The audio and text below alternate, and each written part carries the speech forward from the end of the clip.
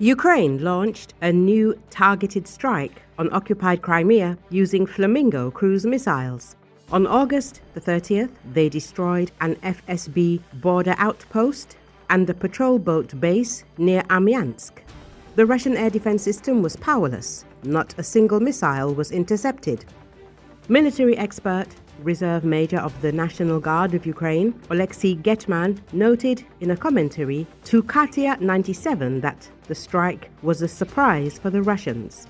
According to him, Flamingo cannot be called absolutely invulnerable, but practice shows that Russian air defense has serious problems with intercepting cruise missiles. The Russians did not expect that we would attack with such missiles, he said confidently.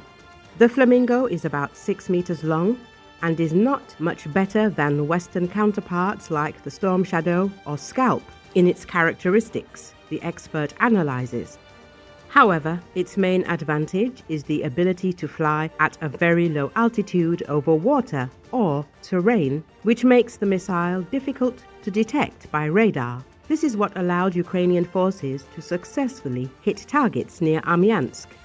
Hetman emphasized that Ukraine has no illusions about this being a superweapon, but the missile is effective and is not inferior in effectiveness to the Neptune. In wartime, the simplicity and reliability of the Flamingo play a key role. According to the expert, the missile's range reaches 3,000 kilometers, and other sources confirm this. This opens up the possibility of strikes not only on objects in Crimea, but also deep in Russia. Recently, Ukrainian President Volodymyr Zelenski and Commander-in-Chief of the Armed Forces of Ukraine, Oleksandr Syrsky, discussed plans to attack military and military-industrial facilities of the Russian Federation located 1,000 kilometers and further from the border. Hetman recalled, speaking about production, he suggested that Ukraine is already capable of producing up to 1 missile per day, which gives approximately 30 to 40 Flamingos per month. If production can be increased even tenfold, this will seriously change the balance of power in the war. The Russian army will face the fact that even strategic objects previously considered unreachable will be under threat.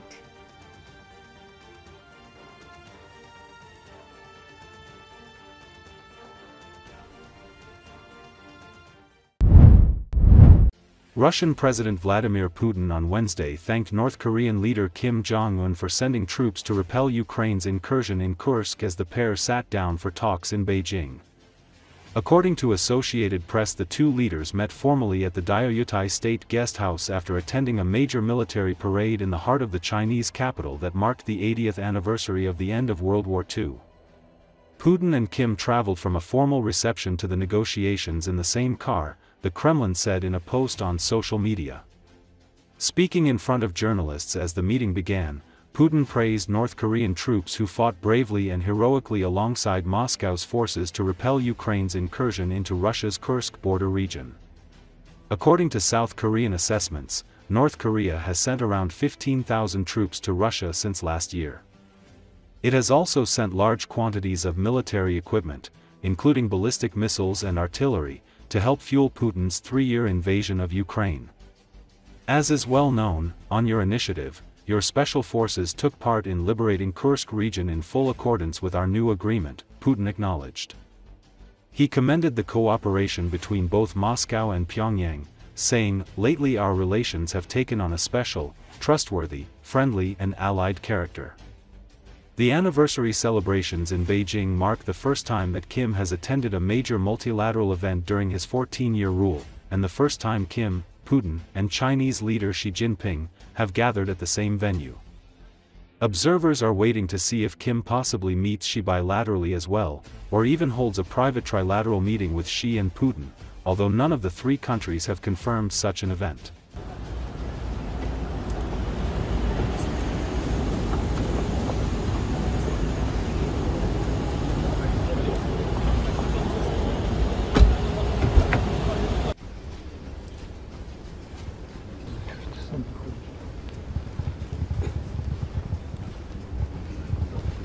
Vladimir Putin on this occasion.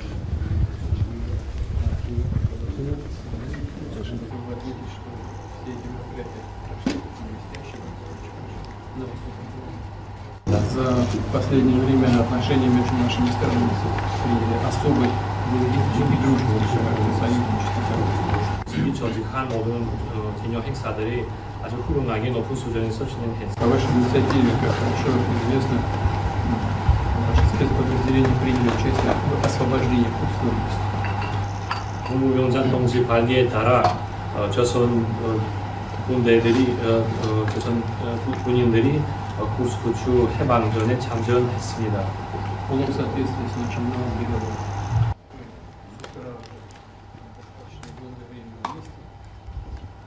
Хочу отметить, что ваши воины сражались мужественно и героически. 나는 특히 이 자리에서 언급하자고 하는 것은 조선 전사들이 영광성 있게 아주 용감하게 싸웠다는 것을 말씀드리고 싶습니다. Хочу отметить, что мы никогда не забудем и тех жертв, которые принесли ваши вооруженные силы и семьи ваших военнослужащих. Друзья. 오늘 우리가 조선 측이 조직한 Я хочу вас от имени российского народа поблагодарить за это участие в совместной борьбе с современным неонацизмом. 나는 전 러시아인민을 대표해서 우리 두 나라 신나치즘을 반대하는 선에서 같이 세운 것에 대해서 사의를 표하고 싶습니다. Прошу передать самые теплые слова благодарности всему народу, корейской народу. Еще раз сердечно поприветствую. 존경하는 조선 민주주의 уважаемый товарищ президент.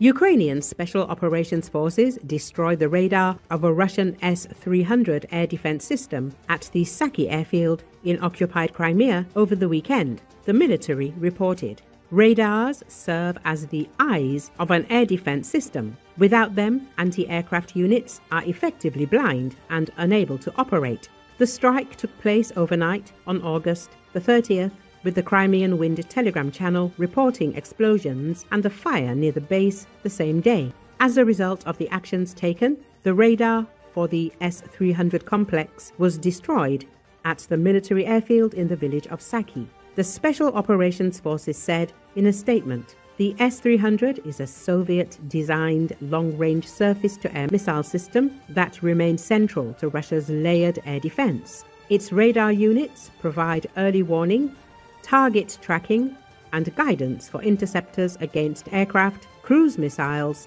and ballistic missiles. The Saki airbase, located in western Crimea, is a key hub for Russian operations in the Black Sea. It previously served as a base for Ukrainian naval aviation before Russia's occupation of Crimea in 2014. Kiev has stepped up strikes on Russian military assets in the occupied peninsula. Ukrainian military intelligence reported on August the 28th the destruction of a Russian 91N6E radar, part of the S-400 system. Recently in Crimea, Phantom's Special Forces unit of the Defense Intelligence of Ukraine struck the Utyos-T radar system, the RT-70 radio telescope, the GLONASS dome complex, the MR-10M1 MISS airborne radar, and 96L6 AP radar of the Russian S-400 missile system. The DIU's Phantoms Special Forces continue a systematic process of destroying the Russian occupation forces' air defense system in Crimea. Here is a fresh list of high-value targets hit: Utyos-T radar, RT-70 radio telescope, GLONASS dome complex, MR-10M1 MISS radar, 96L6 AP radar of the S-400 missile system, the DIU reported. Earlier, Ukrainian open-source investigators have confirmed that a drone operated by the Defense Intelligence of Ukraine had successfully struck a Russian radar belonging to the cutting-edge S-500 air defense system in temporarily occupied Crimea. The radar system underwent state trials in 2020 to 2021 and, according to open sources, was officially adopted into service in April 2021. The Russians claim that the core of the 96L6E Yenisei radar is a multi-element, active electronically scanned array with a high level of resistance to jamming. It is capable of detecting and tracking both aerodynamic and ballistic targets at ranges of up to 600 kilometers and altitudes of up to 100 kilometers. Target data is transmitted to a command post for further use by other air defense components. Externally, the new Yenisei radar resembles the Russian 96L6E radar. It is also mounted on a 4-axle MZKT chassis and has a similar layout. On the platform, it features a fully rotatable antenna unit and an equipment container.